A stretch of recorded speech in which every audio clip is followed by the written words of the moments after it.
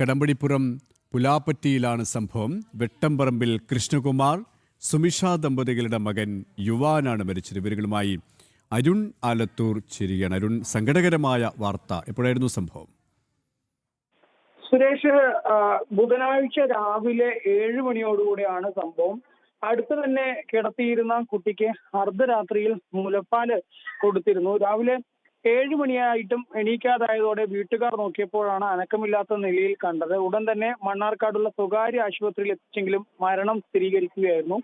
പാല് തൊണ്ടയിൽ കുടുങ്ങിയതാണോ മരണകാരണമെന്ന് പോസ്റ്റ്മോർട്ടത്തിന് ശേഷം മാത്രമേ ഒരു വ്യക്തത വരികയുള്ളൂ എന്നാണ് ഡോക്ടർമാർ പറയുന്നത്.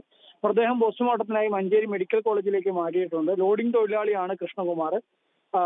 ഏതായാലും വളരെ ദൗർഭാഗ്യകരമായ സംഭവമാണ്. ഒരു മുലപ്പാൽ നൽകി കിടത്തിയ ശേഷം 6 മാസമായ പ്രായമുള്ള കുഞ്ഞിനെ മരിച്ച നിലയിൽ കണ്ടിരിക്കുന്നത്. വെട്ടംപറമ്പത്ത് കിഴക്കേതിൽ കൃഷ്ണകുമാർ, സ്മിത ദമ്പതികളുടെ ആൺകുട്ടിയായ യുവാനാണ് മരിച്ചത്. ശരി, അരുണാലത്തൂരാണ് വിവരങ്ങൾ നൽകിയത്.